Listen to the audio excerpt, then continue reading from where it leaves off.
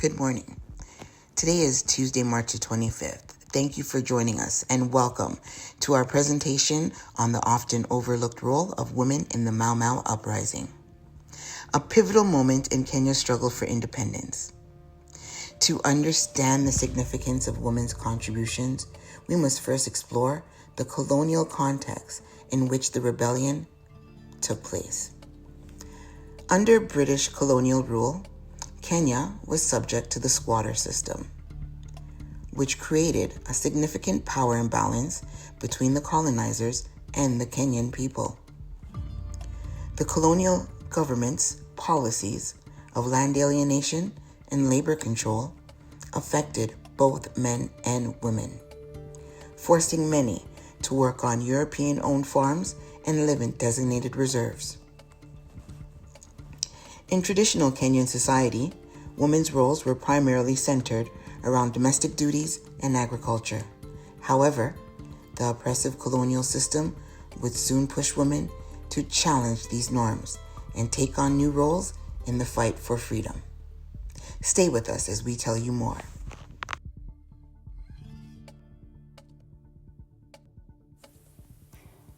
Thanks, Anya.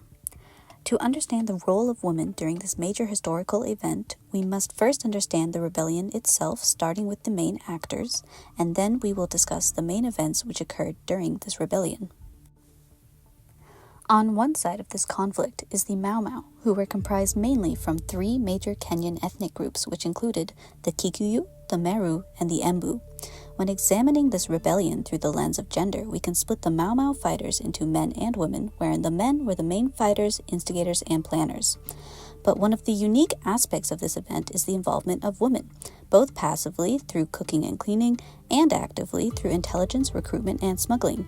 They even possibly took up arms to physically fight in the resistance. On the other side, we have the British colonizers and the loyalists, who played an important role to the British cause as they comprised of native Kenyans who fought on the British side. This included men and women, and there was even an official British military regiment labeled the King's African Rifles. The main defining feature of counterinsurgencies is the use of guerrilla warfare, as in the use of non-traditional fighting tactics, and the fighting occurs in all areas of society, making it difficult to draw the line between sides. This means the fighting is not only occurring on the battlefield, but also in the home, which is what gave Kenyan women the unique opportunity to join the fight. Another defining feature of insurgencies is the strong need for control over the main population. So in this case, both the British and the Mau Mau were fighting an ideological war over the Kenyan citizens. Here we have a simplified timeline. 1952 marks when the official fighting began on behalf of the Mau Mau. However, by 1956, most of the fighting had been suppressed by the British through detention camps, forceful relocation of Kenyan citizens into monitored government villages, through gaining loyalist supporters, and sheer military power. Eventually, in 1963, Kenya gained independence as fighting still continued by the Mau Mau rebels, despite brutal repression by the British, showing a testament to their strength and resilience.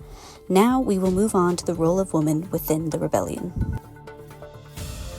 Thank you, Isabel, for discussing the main functions of the revolution. Moving on, we're going to be discussing the role of women in the Mau Mau Uprising. When we think of anti-colonial revolutions, it's very easy to picture male guerrilla fighters in dense forests. However, women played an equally critical role in the Mau Mau Uprising, both on the battlefield and behind the scenes, and we'll be taking you there shortly. Thank you for listening.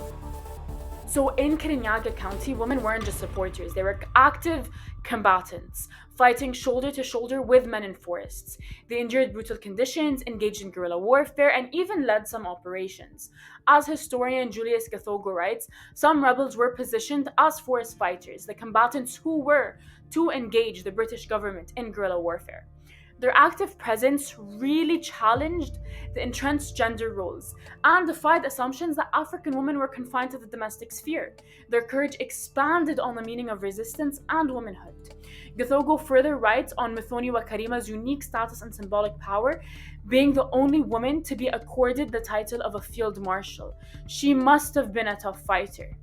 So, women and men often fought as equals. According to General Matene, who was interviewed in 2014, the war was fought by both the people who were at home, which were mainly women, and those who were in the forest. Some people who fought from the home front, again, women, were affected even more than those who were deep in the cold forests.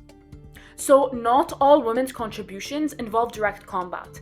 Many played critical roles like spies, couriers, resource mobilizers, smuggling weapons, food, offering shelter, and relaying intelligence. Women were also so central to the spiritual dimension of the rebellion, where they administered and participated in secret oathing rituals that bonded fighters through a shared collective purpose. These oaths were not just symbolic, they were binding spiritual contracts, and women's leadership in these ceremonies gave them immense authority within the Mau Mau network. As Gothogo notes on page 2, women's contribution is clearly evident in these ritualistic oathing sessions, and their deep knowledge of terrain, kinship systems, and surveillance tactics made them so indispensable to the cause. So, not all women supported the Mau Mau. Loyalist women who were aligned with the colonial state acted like informants and participated in acts of violence. One account from Nairobi in 1955 describes loyalist Kikuyu women collaborating with the Home Guard to torture suspected Mau Mau sympathizers. Women were forcibly violated with objects as a form of punishment and humiliation, which was a brutal tactic in psychological warfare. And this is sourced from Anderson and Weiss, page 272. Sexual violence was not just confined to colonial soldiers. According to declassified evidence from the Hanslope disclosure, women like Jane Mara were raped and tortured in detention camps for allegedly sympathizing with the rebellion. Again, this was sourced from Anderson and Weiss. So, whenever we discuss women in history in the uprising, it would be very incomplete without acknowledging the many ways in which they were subjected to violence, both by colonizers and collaborators. Gothogo also notes that whenever the colonial soldiers looked for rebels, they would find women at home and eventually harass them just out of frustration. So, to conclude, women's involvement in the uprising was so complex, revolutionary, and marked by trauma.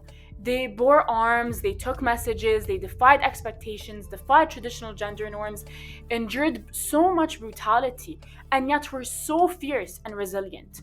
Their contributions were so foundational, and this is why it's so upsetting that their stories have been sidelined and silenced for so long, and it's time we center them. It's very evident that the women that were involved with the Mau Mau uprising for independence played a very significant role. However, this significant role came with a lot of unfortunate and sad consequences for them. The violence that the women faced were very profound and complex, as it came through all different types of aspects, whether that was physical, sexually, psychologically, and even in some cases financially. Women faced severe violence through both colonial forces and in some cases their own communities. Many women were tortured and arrested and placed into concentration camps. These women were subjected to sickening. First, these camps were extremely overcrowded with large amounts of women crammed into small spaces, so led to horrible sanitary and hygienic spaces which ultimately led to health conditions arising, such as malaria. Along with the terrible health and safety conditions, the women were subjected to brutal physical and sexual abuse. The British mainly targeted women as a way to undermine the movement, so a lot of sexual abuse was done by them as a way to possess control and create terror. The British would also enforce virginity tests, as in the Kenyan culture, it's very taboo to talk about sex and virginity, so it was done in a way of humiliation and to ultimately enforce punishment. Aside from the brutal physical abuse and treatment, the women involved in the Mau Mau independence were socially stigmatized, ultimately. They were labeled as rebels, traitors, and terrorists, and often ostracized from their own communities. Women who joined the Mau Mau were frequently regarded as morally incorrect, or even as far as betrayals of their roles as mothers and wives.